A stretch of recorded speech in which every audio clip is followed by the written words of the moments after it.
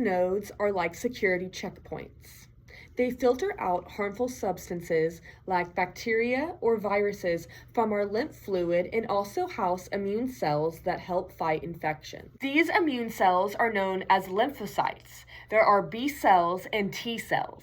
Their purpose is to detect and respond to foreign invaders in our body.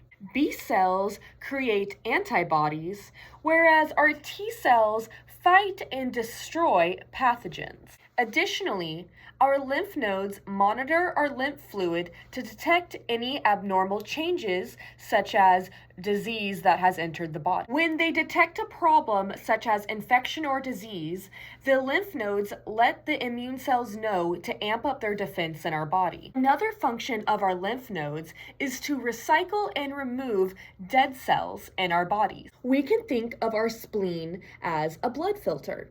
This is where erythrocytes, or red blood cells, go to die. These red blood cells have a lifespan of 120 days, and the spleen is where they go to die. The spleen removes old or damaged red blood cells. Additionally, the spleen is able to detect infections and help fight them whenever needed.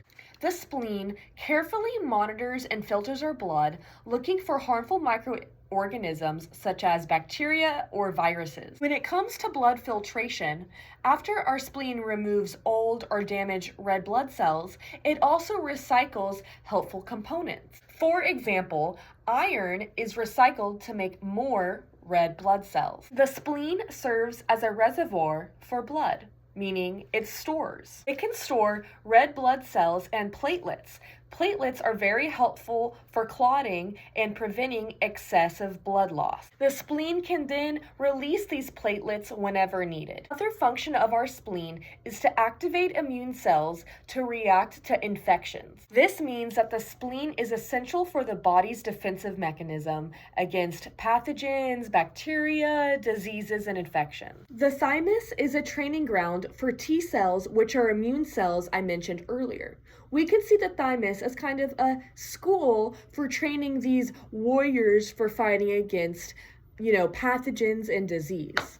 The thymus helps these T cells learn how to recognize and attack foreign invaders. Specifically, these T cells learning how to mature learn how to distinguish between the body's own cells and what cells are foreign and must be attacked. Another function of the thymus is hormone release.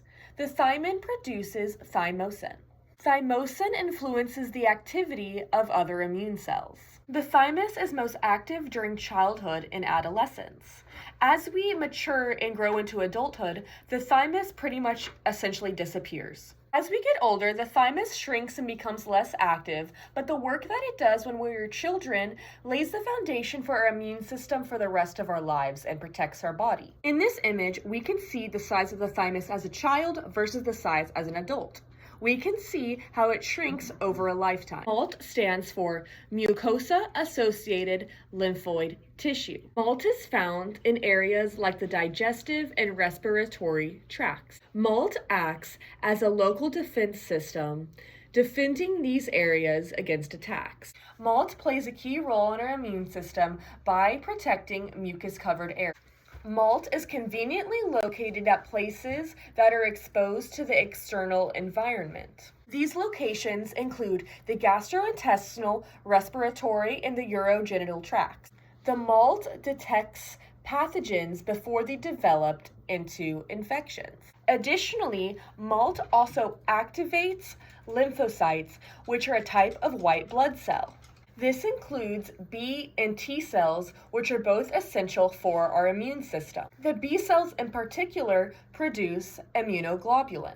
Immunoglobulin is an antibody that neutralizes pathogens. Immunoglobulin prevents pathogens from adhering to our mucosal tissues. This education includes teaching them to distinguish between harmless substances like food and then harmful substances like pathogens. MALT acts as the immune system's front line for areas that are in constant exposure with the outside environment. This ensures protection at the body's most vulnerable sites.